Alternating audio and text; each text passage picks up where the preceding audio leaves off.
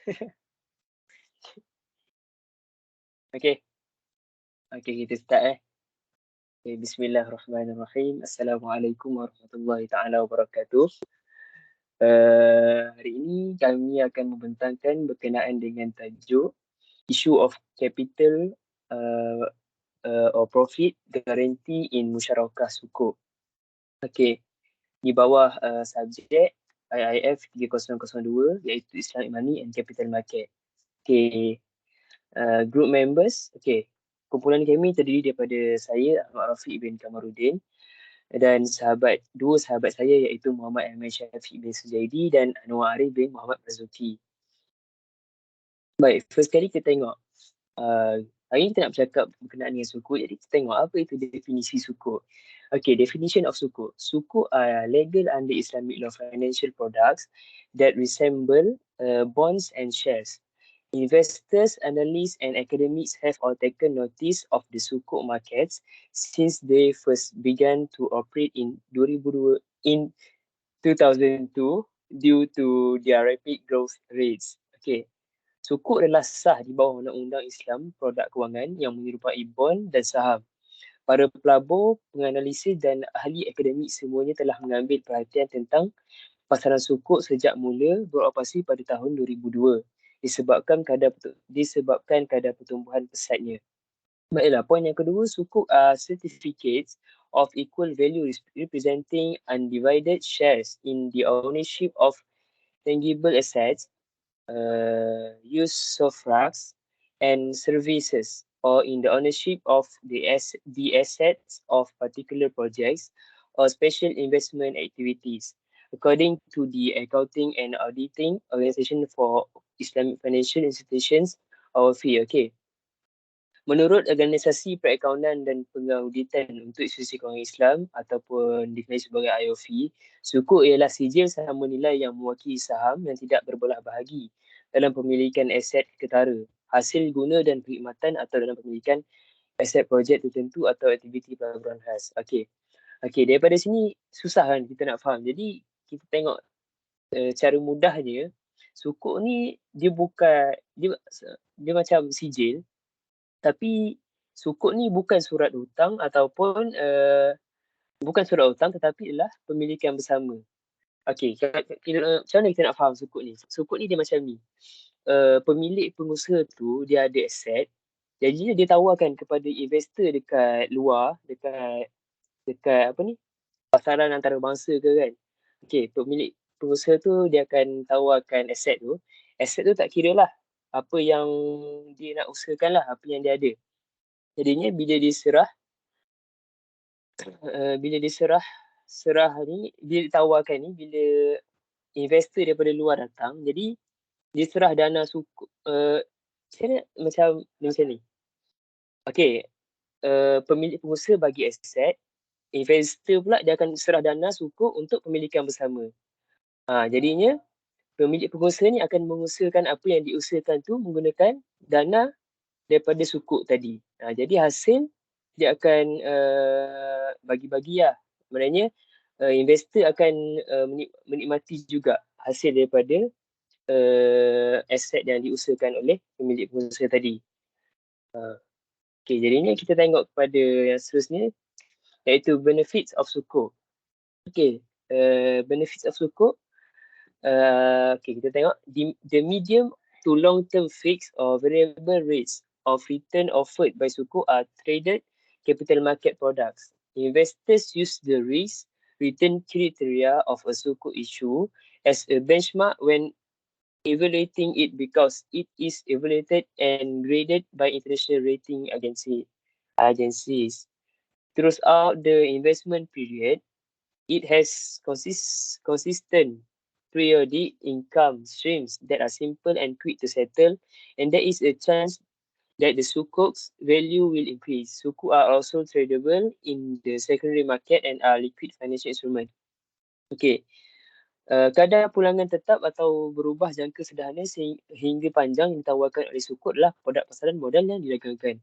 Pelabur menggunakan kriteria risiko ataupun pulangan terbitan sukuk sebagai penanda aras semasa menilainya kerana ia dinilai dan digradekan oleh agensi penarafan antarabangsa.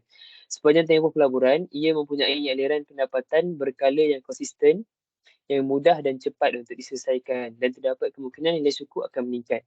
Sukuk juga boleh didagangkan di pasaran sekunder dan merupakan instrumen kewangan cair. Liquid financial instrument. Itulah kelebihan dia. Boleh padam sendirilah. Okay, seterusnya kita pergi kepada jenis-jenis sukuk, types of sukuk.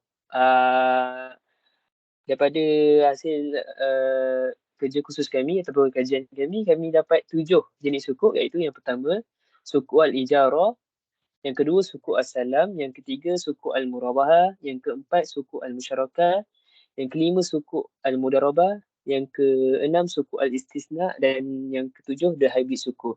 Lepas hari ini kita akan dengarkan berkenaan dengan yang berkaitan dengan tajuk kita, iaitu sukuk al-musyarakah. Jadi saya serahkan kepada ahli kumpulan saya lah, Muhammad Ahmad Syafiq bin Sujaidi, untuk teruskan pembincangan ini.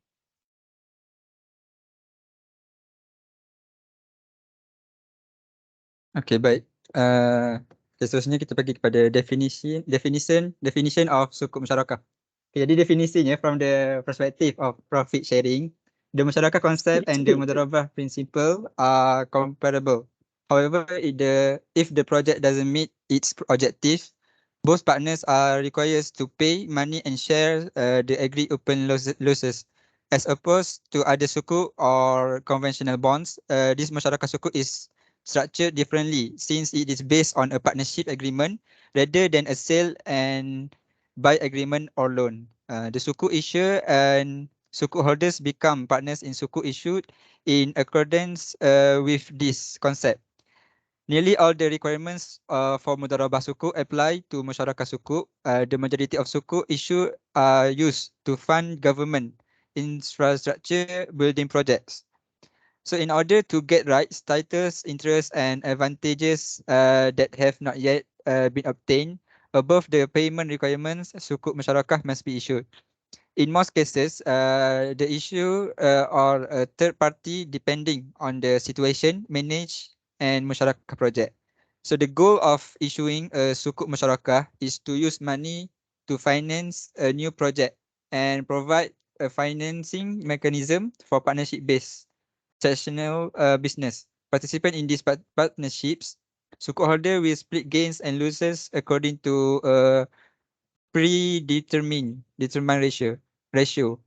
Jadi kat sini nak cakap yang sukuk musyarakah ni dia lebih kurang je dengan mudarabah tu, cuma beza dia sukuk ni ialah sukuk musyarakah ni ialah perkongsian yang membahagikan keuntungan dan kerugian itu mengikut nisbah yang telah ditetapkan lah. Okay, next.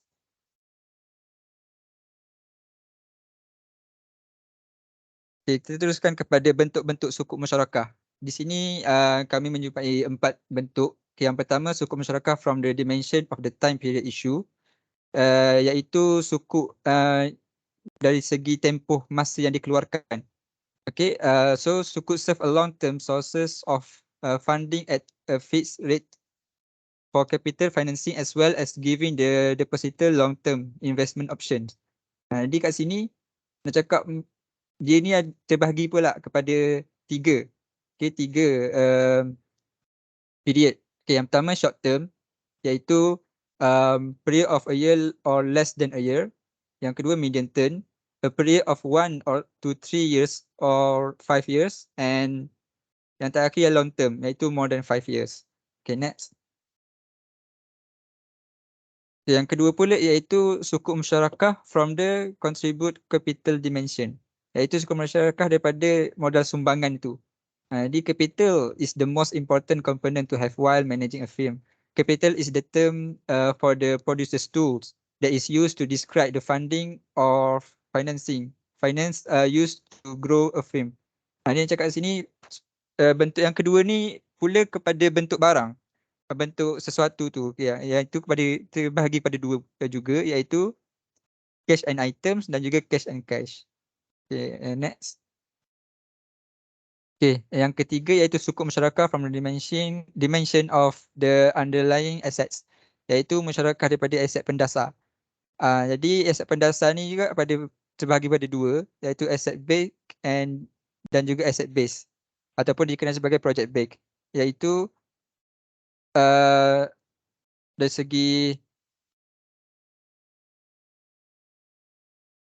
segi itulah bentuk sukuk itu. Okay, next.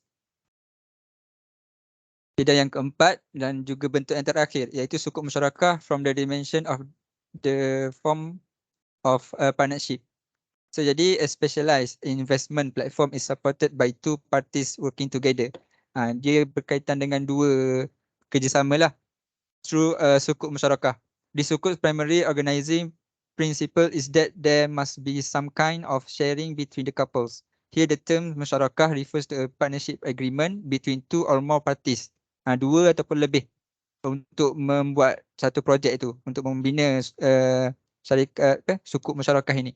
Jadi profit from the partnership will be divided according to the agreed open ratio, and losses will be shared according to the ratio of each partner capital contribution. Jadi di atas perjanjian lah, sama ada rugi ataupun untung bagaimana. Okay, jadi terbahagi pada tiga juga untuk partnership. Yang pertama, partnership between investors. Yang kedua, a partnership between investors and organisators or issuers. Dan yang ketiga, a partnership between an investor and an issuer participating in a business managed by the publisher. Okay, next sebenarnya sebuah pada Saudara Anwar. Alright, we move on to sukuk musyarakah issued in Malaysia. So there are several issued in sukuk musyarakah.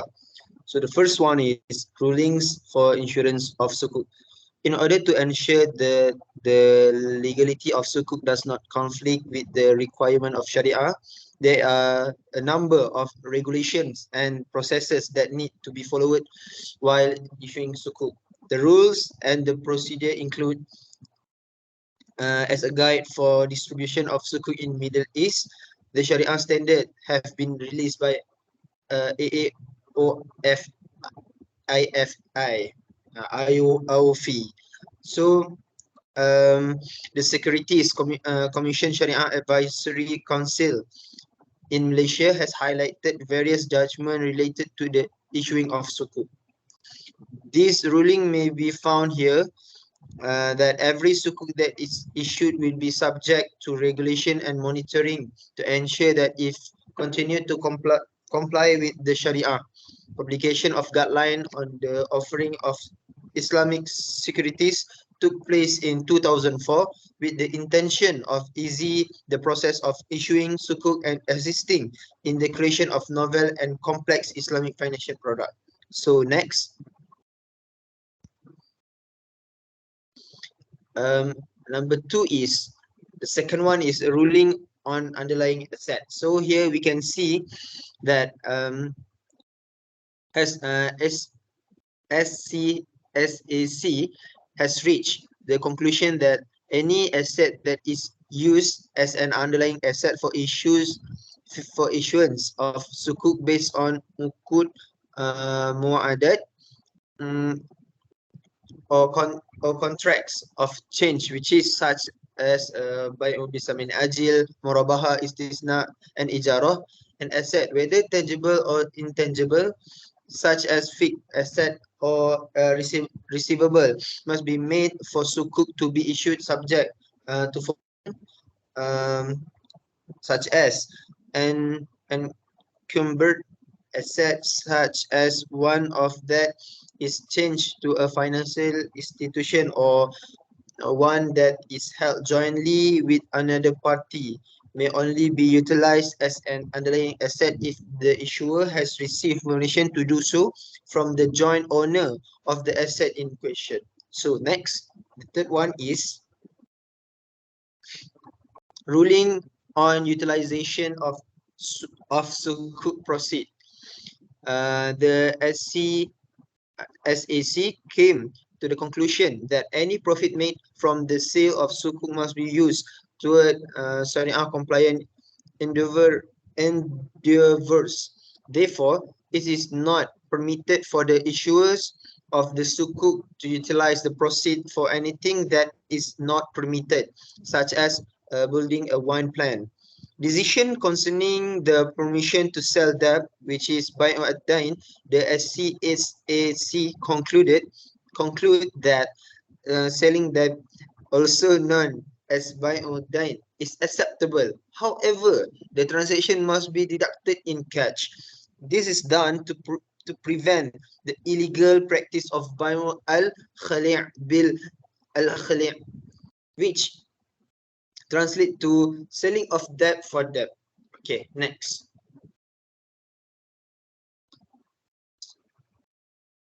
The next one is resource to underlying asset in sukuk. The problem of resource to the underlying asset in the sukuk structure concerns Sharia academics and practitioner. Okay, so we're going through often in always occur in two situations. The first one is, even if a case proceed, a party without remedy against the party cannot be sued, or at least cannot get sufficient relief.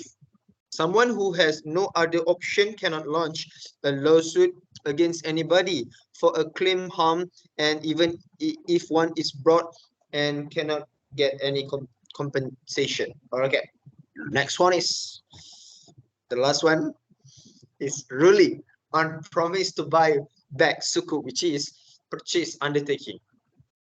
Let we see. In terms of the legal status of underlying asset used in the sukuk transaction and its effect on the parties of to the sukuk transaction. Sukuk may generally be divided into two kinds, namely asset back and asset base. Alright, an agreement to purchase back a sukuk is known as a purchase undertaking, and it made between issuer and investor. The following purchase undertaking is used in Malaysia. The number one is when the sukuk reach maturity or while it is still in existence, and the second one is when the default even EOD take places. So that's the sukuk musyarakah issued occur in Malaysia. That's all from me, and that's all from us. Assalamualaikum warahmatullahi wabarakatuh. Thank you so much.